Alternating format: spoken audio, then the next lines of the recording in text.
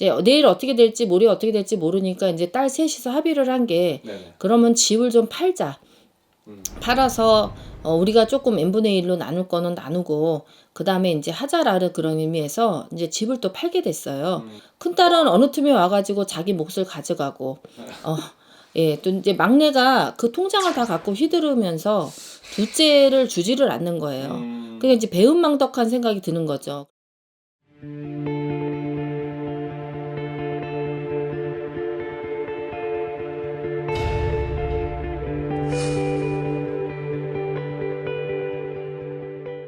유튜브 여러분 안녕하십니까? 글문도사 김문정입니다. 반갑습니다. 왜 그 잘 풀리는 사람들이 알게 모르게 계속 이제 조상님들이 도와주지 않을까 생각을 해요. 그런 분들이 좀 느낄 수 있는 어떤 징조 같은 게 좀 있을까요? 있죠. 우리가 이제 사주팔자 안에 받을 복이 있어야 되고 받을 덕이 있어야지만 그런 것이 행해질 수가 있습니다. 복과 덕이 조금 틀리다는 말씀을 여러분들한테 드리고 싶고요. 특별히 이제 오늘은 좀 예를 들어서 조금 설명을 한번 해보겠습니다. 네네. 우리 86세 된 어머니가 계시는데 이 집에는 딸이 셋이 있어요. 그래서 어머니가 20억 상당의 어떤 집이 하나가 있고 그다음에 이제 현금으로 가지고 계신 돈이 10억을 가지고 있습니다. 그러니까 이제 30억이라는 돈이 어머니가 노쇠하다 보니까 치매도 약간 있으시고 내일 돌아가실지 모레 돌아가실지 모르는 그런 상황이 되다 보니까는 근데 이제 딸 셋 중에서 하나는 첫째 딸은 시집을 또 잘 갔어요. 그리고 시댁도 조금 있는 집에 들어갔기 때문에 안정적인 생활을 누리고 있고 둘째는 또 어떠냐면은 시집을 가기는 갔는데 남편이 사는 사업마다 다 망하는 거예요. 망하다 이제 더 이상 망할 길이 없을 만큼 망했거든요. 그럼에도 불구하고 이제 어머니가 굉장히 둘째 딸을 많이 의지하고 둘째 딸이 굉장히 많이 어머니 집을 바로 옆에 살면서 왔다 갔다 하면서 어머니 병원 모셔다 드리고 어머니 또 치료해주고 어머니 또 병간호 해드리고 이렇게 해드렸는데 이제 막내 딸은 어떠냐면 평생이 백수예요. 아무데도 일도 나가지도 않았고 결혼도 안 했고 엄마가 좀 뭐 좀 하자 그러면은 신경질만 팍팍 내고 이러던 살라였는데 이제 내일 어떻게 될지 모레 어떻게 될지 모르니까 이제 딸 셋이서 합의를 한 게 그러면 집을 좀 팔자. 팔아서 우리가 조금 n분의 1로 나눌 거는 나누고 그 다음에 이제 하자라는 그런 의미에서 이제 집을 또 팔게 됐어요. 큰딸은 어느 틈에 와가지고 자기 몫을 가져가고 예, 또 이제 막내가 그 통장을 다 갖고 휘두르면서 둘째를 주지를 않는 거예요.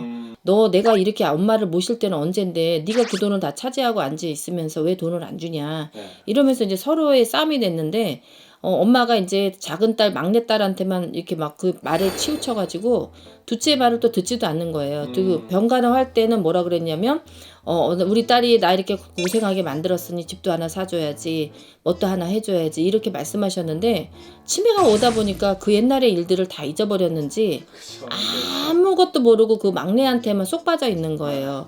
그러니까 저보고 어떻게 쓰면 좋겠냐 이런 말씀을 좀 하는데 그런데 이제 이런 생각을 좀 가지시면 좋겠어요. 하늘이 도와주는 징조는 건선징악이니까 우리가 뭐 누가 생각해도 둘째가 돈을 좀 더 많이 받고 그동안에 노력한 대가에 대해서 받고 또 아픈 손가락이니까 그 둘째 딸이 못 살으니까 조금 돈을 더 도와줘서 그 둘째 딸이 좀 살 수 있도록 어떤 발판을 만들어주는 게 부모의 도리라고 생각을 하는 게 우리들의 생각이고 그쵸.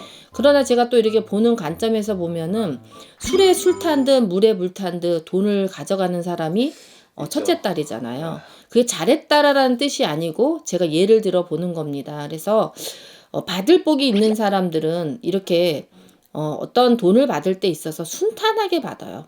그게 복이에요. 그쵸. 예. 그런데 이제 덕이라는 것은 뭐냐면은 그 돈을 받아도 그 돈을 없애지 않고 5억을 만약에 받았다고 치면은 5억짜리 집을 샀는데 10억이 되고 7억이 되고 이러면서 재물이 계속 늘어나면서 없애지를 않는 것을 우리가 복이라고 하는 덕이라고 하는 거예요. 그러니까 복과 덕은 틀린 거예요. 복은 다르네요. 네, 복은 받을 권리가 있어서 받아내기는 했지만은 덕이라는 거는 유지하는 거를 덕이라고 볼 수가 있거든요. 그래서 이 큰딸은 복과 덕이 있기 때문에 유지를 할 수 있는 거고 우리 작은 둘째 딸은 그동안에 돈을 좀 안 받은 것도 아니거든요. 그러니까 복은 있으되 받을 복은 있으되 받을 복은 있는데. 네, 덕이 없는 거죠. 근데 이제 그 언니나 동생은 전생에 그만큼의 어떤 업이라든가 이런 거를 닦아서 세상에 태어난 거고, 둘째는 전생의 업이 아직까지 덜 닦였기 때문에 그런 고통이 조금 많이 있는 거예요. 그래서 이런 거를 좀 생각을 하셔가지고 그 업을 조금 많이 닦으시게 되면은 언니나 동생처럼 복과 덕이 있는 사주로 바뀌실 수가 있어요. 그러니까 사람이 태어난 거는 어쩔 수 없는 팔자라고 하지만 인간이 개운하는 것을 개운이라고 하거든요. 그렇죠. 그러니까 팔자를 조금 바꿔보는 방향으로 엄마 뱃속으로 들어갈 수는 없지만은 우리가 어떤 공덕이나 업을 좀 많이 닦으시게 되면은 그런 것들이 많이 해소가 될 수가 있습니다. 그래서 인덕이 있는 사람도 인복도 마찬가지예요. 인복이 있는 사람은 주변에 좋은 사람들이 많이 발생하잖아요. 그런데 그 사람이 또 바뀌고 또 바뀌고 또 바뀌고 또 바뀌고 이러면은 그 사람하고 또 친숙해져야 되는 시간과